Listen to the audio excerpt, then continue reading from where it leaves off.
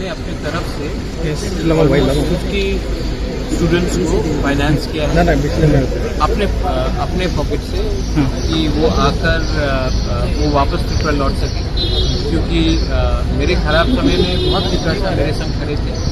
मेरा ड्यूटी बनता है कि जो लोग मणिपुर में अभी मुश्किल में है, कष्ट में है, क्योंकि वहाँ में वायलेंस बहुत ज़्यादा है, इसके लिए उनका पूरा प्लेन का टिकट का खर्चा मैंने दिया है।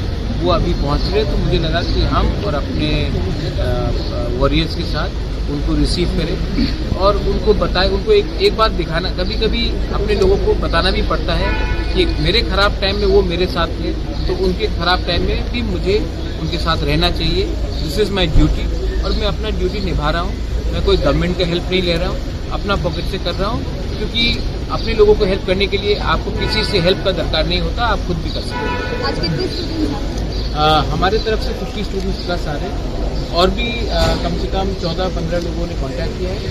उनको भी 1-2 दिन में लाने का पूरा कोशिश करूँगा। आई थिंक गवर्नमेंट भी अब कुछ कर रहा है, क्योंकि हमने किया तो गवर्नमेंट भी अब कुछ कर रहा है हमारे बाद। तो ठीक है, अगर हमने कुछ किया और गवर्नमेंट ने उसके बाद कुछ किया, तो हमने भी गवर्नमेंट को मोटिवेट किया है अपने लोगों को वापस लाने के लिए। और बाकी जो भी रहेंगे अगर वो कांटेक्ट करें, अगर उनको आना है तो मैं आने के लिए अपने तरफ से फुल करूँगा, क्योंकि कोरोना के टाइम भी मैंने हेल्प किया, इस बार भी मैं हेल्प करूँगा और ये मेरा ड्यूटी बनता है और मैं करूँगा।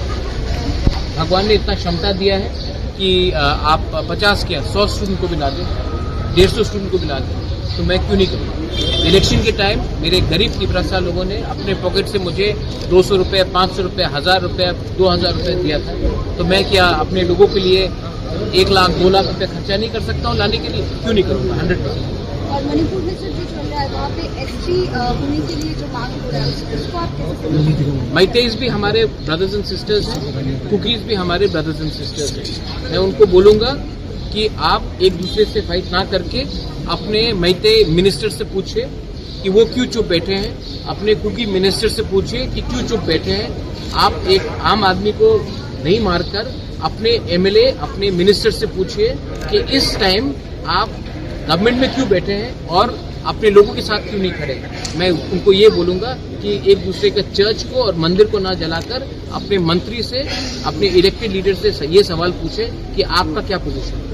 अच्छा, वहाँ के सीएम ने जो स्टैंड लिया है, आपको क्या लगता है? सीएम ने जो भी स्टांस लिया है वो सीएम आपको ज़्यादा अच्छा एक्सप्लेन करेगा। मुझे लगता है कि इस समय हमें शांति चाहिए, नॉन वायलेंस चाहिए। AK मिश्रा से बात हुआ, he is rushing down to Manipur. उन्होंने मुझे सवेरे फ़ोन किया, उन्होंने कहा कि मैं माफ़ी मांगना चाहता हूँ, मणिपुर में सिचुएशन बहुत ख़राब है, मैं मणिपुर जा रहा हूँ। मणिपुर जाने के बाद मैं गवर्नमेंट ऑफ इंडिया को ब्रीफ करके आऊँगा, आप बुरा मत मानिए। मैं समझ सकता हूँ ये अर्जेंसी है, ठीक है, मैं और 4-5 दिन रुक जाऊँगा और 10 तारीख को मैं दिल्ली जा रहा हूँ। अमित शाह ने मुझे बुलाया है, मैं यही बात अमित शाह से भी बात करूँगा। कब आएगा कोई तारीख? नहीं, उसने कहा है कि मणिपुर वो आज ही गया है, वो शायद अभी लैंड करने वाला है मणिपुर में, और उसमें मणिपुर में 2-3 दिन शायद लगेगा उनको, उसके बाद वो यहाँ। उन्होंने खुद कहा, फ़ोन करके खुद कहा है, उन्होंने माफ़ी प्रकट किया। मैंने कहा दरकार नहीं है, मैं समझ सकता हूँ मणिपुर में सिचुएशन ख़राब है, ये अर्जेंट है सिचुएशन। और मैं अमित शाह से एनीवे 10 तारीख को मिल रहा हूँ और उसके बाद इंटरलोक्यूटर सिर्फ मुझसे भी नहीं मिलेगा, CM से भी मिलेगा, IPFT के लीडर से भी मिलेगा, समाजपति से भी मिलेगा और हमसे भी मिलेगा।